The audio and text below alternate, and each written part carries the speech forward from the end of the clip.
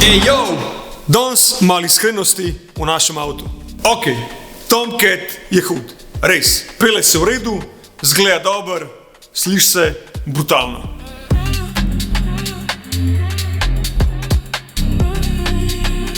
Ampak če sem čist iskren,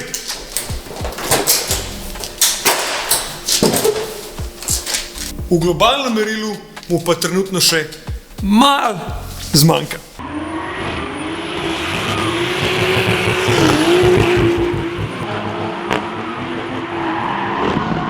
Pa to nič slabega ali pa kaj. Tak je pač realnost. Če hočeš nekaj dosežt, nekam prelest, je dobro imeti neko referenco. Nekaj, po čemer se zgleduješ. Danes vam razkrivam, kaj je absolutno next level. Dva huda, ne, dva brutalna drift avta od naših frendov z Nemčije. Več kot 2000 konjev na enem mestu.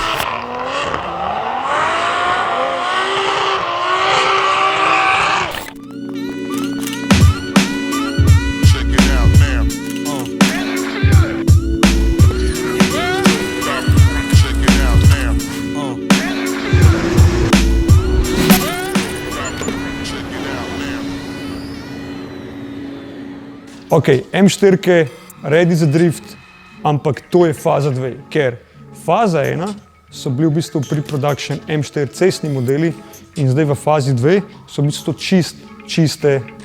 čistokrvne dirkalne školjke že s kletkami, se pravi školjke, ki jih BMW uporablja za dirkanje v GT klasah in na ta način so tudi pridobili tudi kar nekaj na teži, se pravi zmanjšali težo avtov, dajmo reči, bolj pojačana konstrukcija, bolj toga vse skupaj in faza 2 teh M4.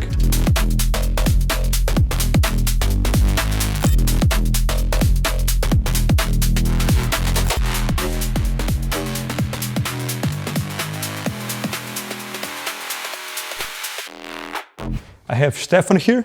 Stefan is one of the mechanics and R&D guys here at DriftBrothers, and he will help us out go through this project because you learned a lot from that, right? Yes, I learned most of what I know from this car, building this car and maintaining this car. Yeah, awesome. So for the starters, S58 engine. S58 engine, it's the same setup like the first M4 that we built. So as you just said, I think what I heard is we started with the pre-production chassis and made the switch to the GT4 chassis.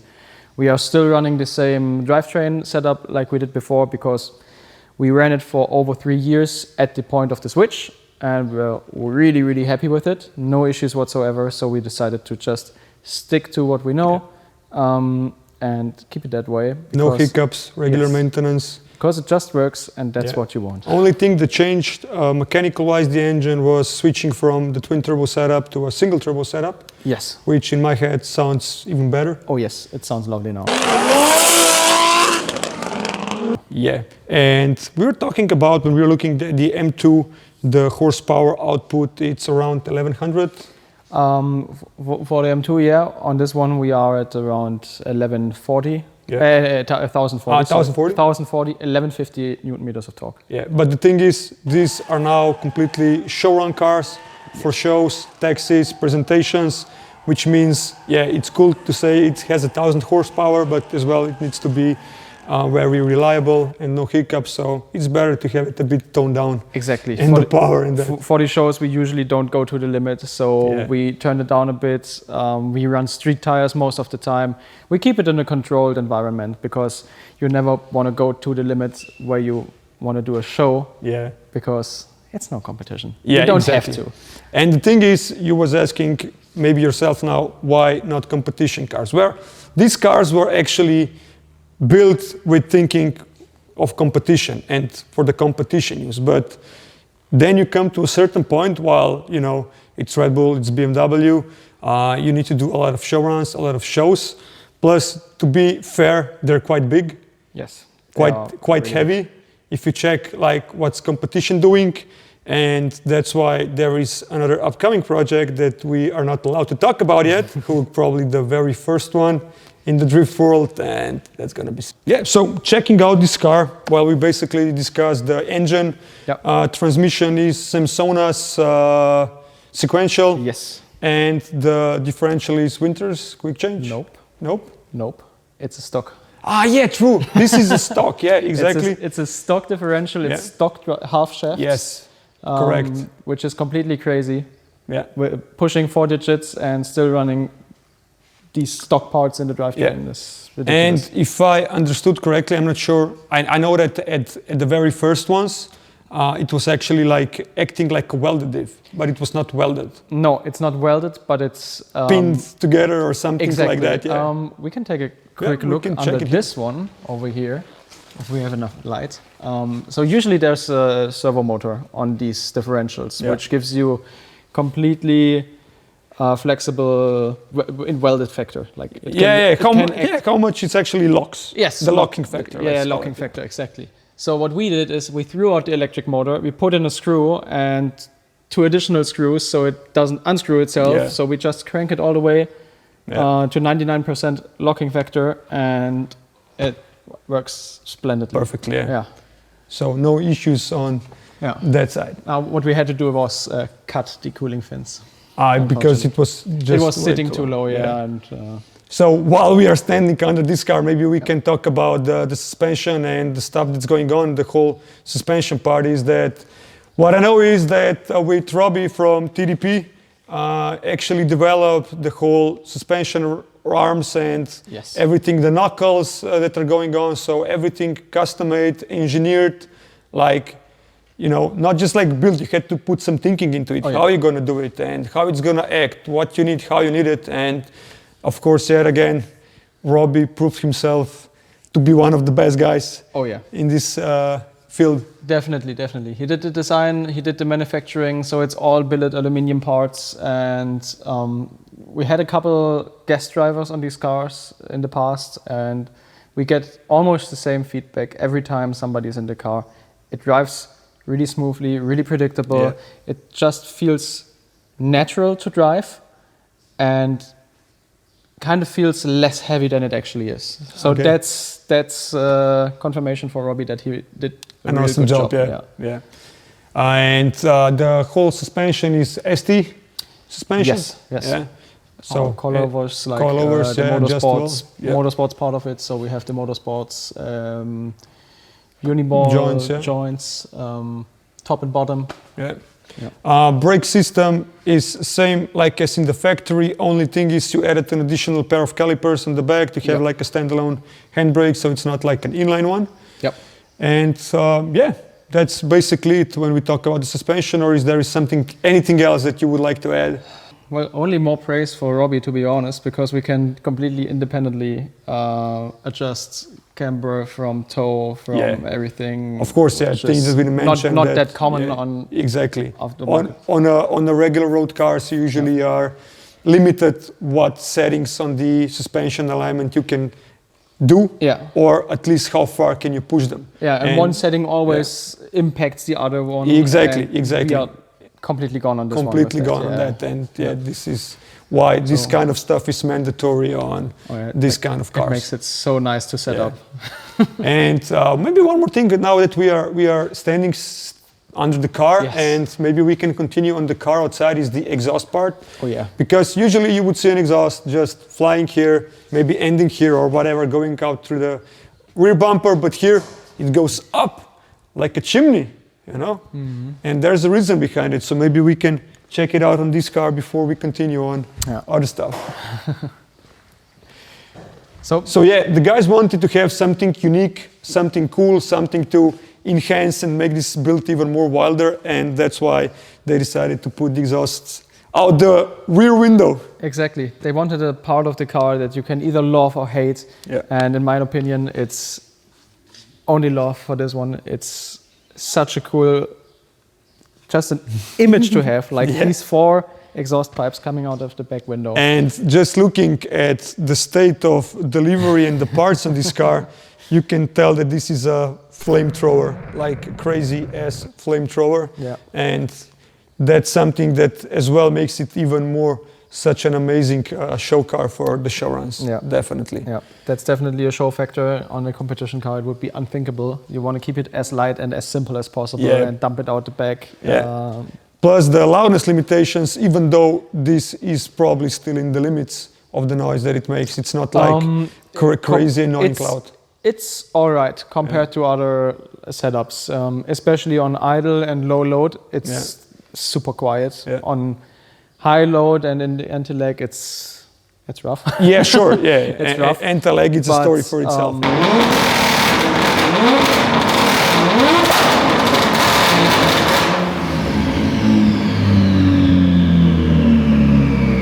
Yeah, maybe when we are ready at the aesthetics of the car, like taking the look at the whole style, thing is that the whole bodywork, it's made like customly for this M4s, and at the first, these like body panels and all was 3D printed, but then later put it into molds and made out of fiberglass, right? Yes.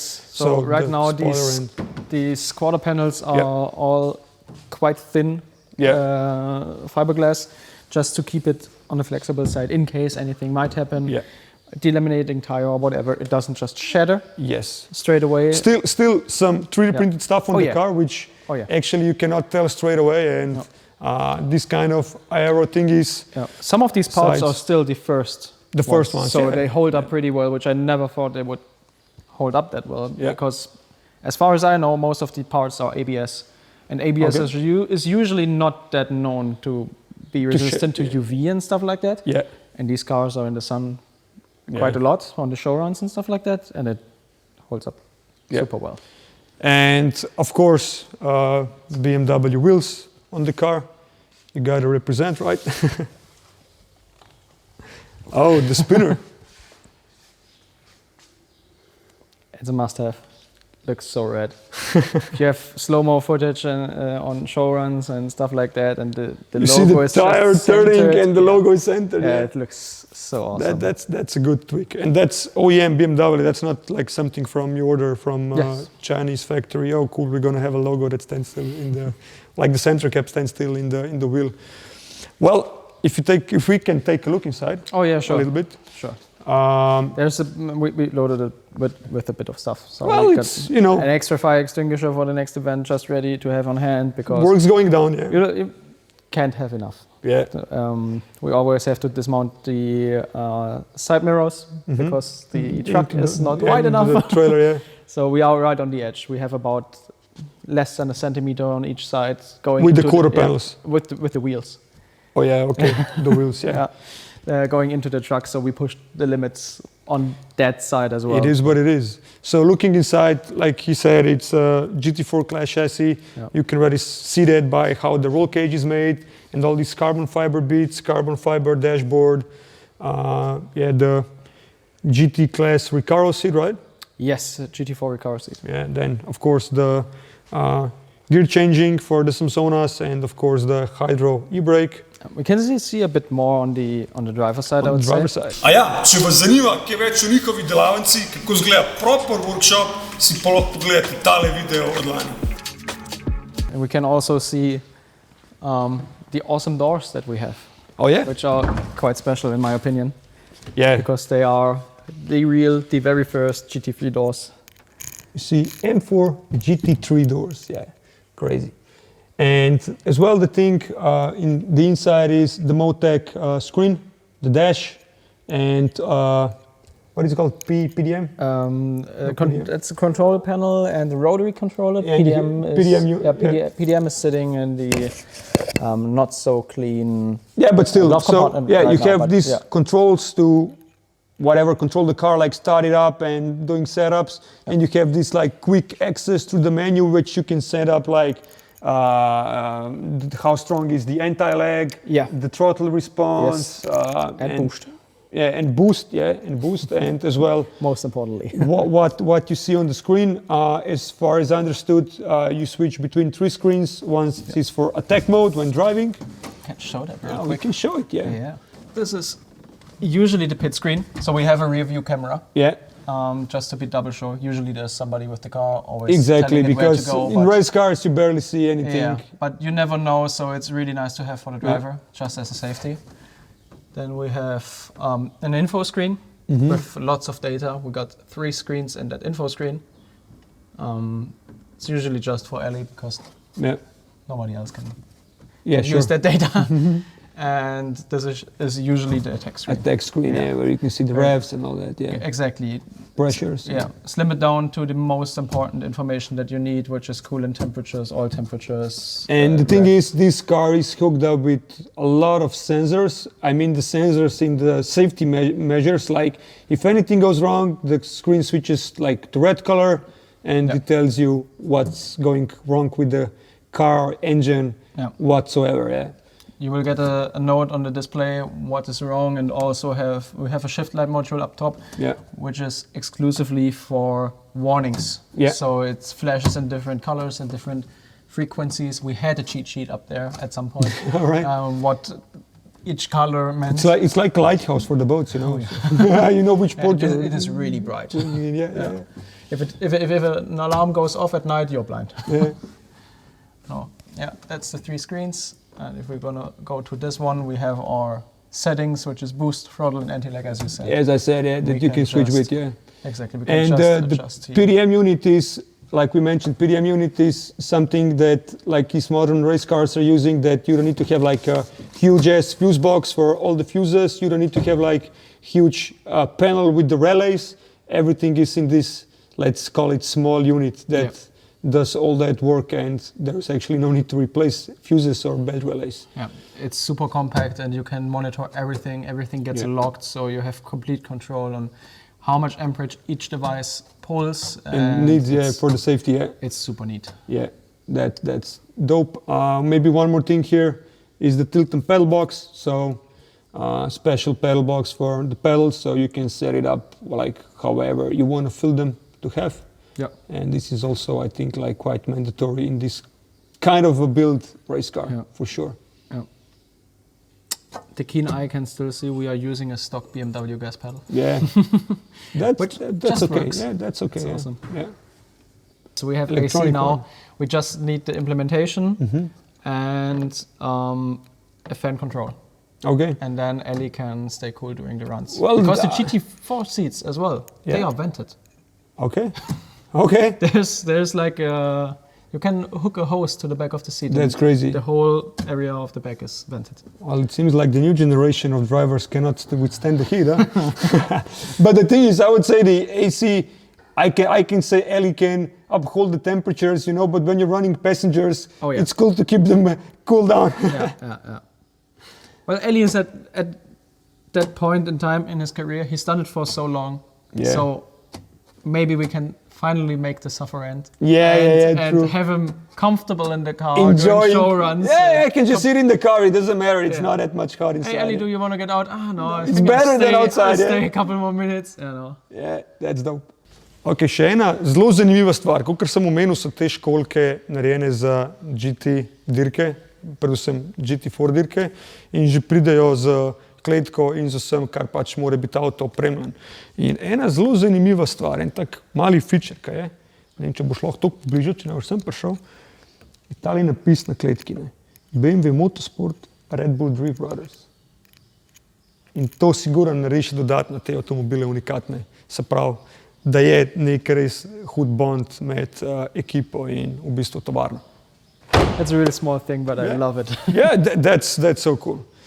One more thing that most of, I would say, 99% of the grid is running is, of course, the rear mount radiator, which sits here.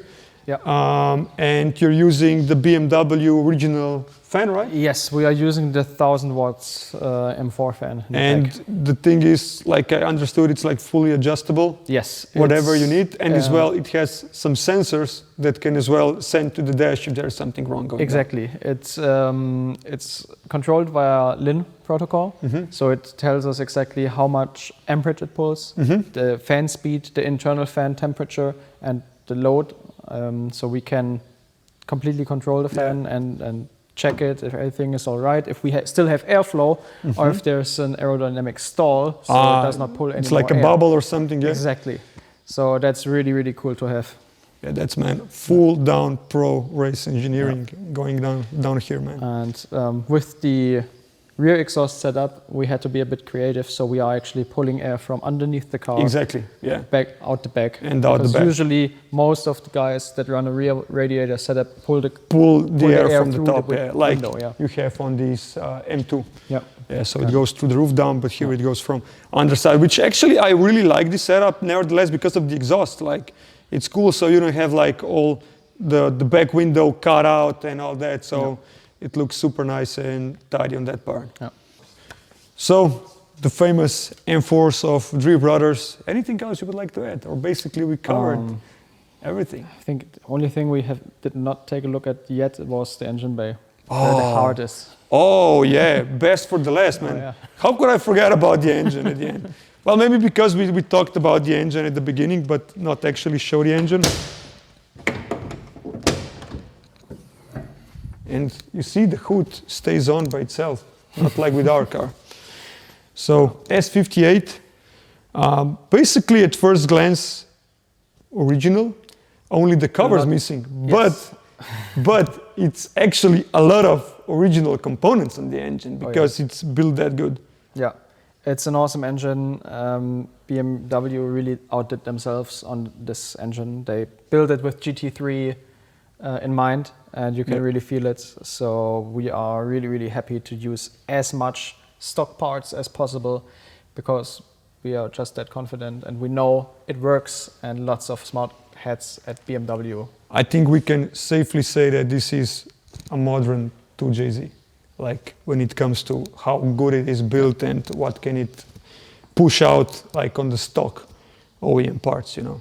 It definitely is a legend in the making. Yeah, definitely. And like we talked about, it's definitely the future. Well, not the future because it's already here now. So, and you've shown it in these cars, in your test mule, with your upcoming project, and as well with some other customer projects. Yes, with Adam Zaleski is I think the most known that is running our engine package right now. In the GD86 Toyota. GD86, yeah. You can see this engine in, and yes. From what I've understood, he's pretty happy with it. Yes, with the drive team, he's happy. He's fighting right now with every Drifters challenges budget for the whole season, which is a tough. Well, it is. It's gotten tough. That's a whole other topic. Yeah, it's a whole other topic. Where drifting came nowadays when it comes to matter of costs of running. Yeah, every like drifter knows what it's all about, but exactly. But that's like in the future. Maybe we can do a special thing about it. Yeah, but no, it's just running this engine for the 5th year now.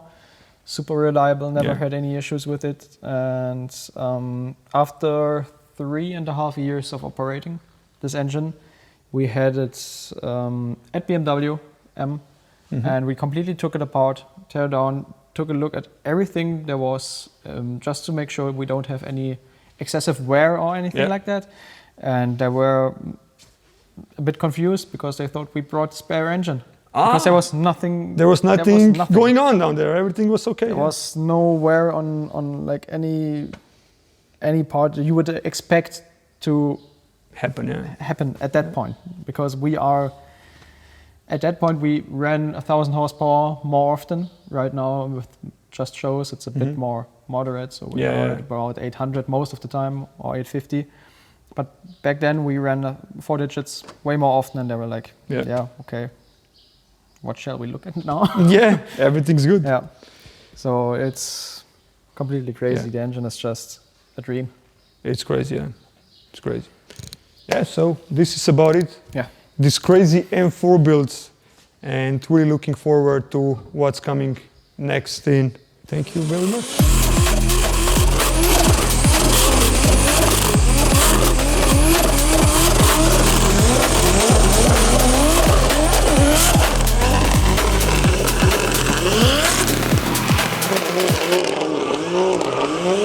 Če vam je bil današnji video kul, stisnite like, komentirajte spodaj in v prihodnosti mogoče predstavimo še več avtomobilov. Do naslednjič, see ya!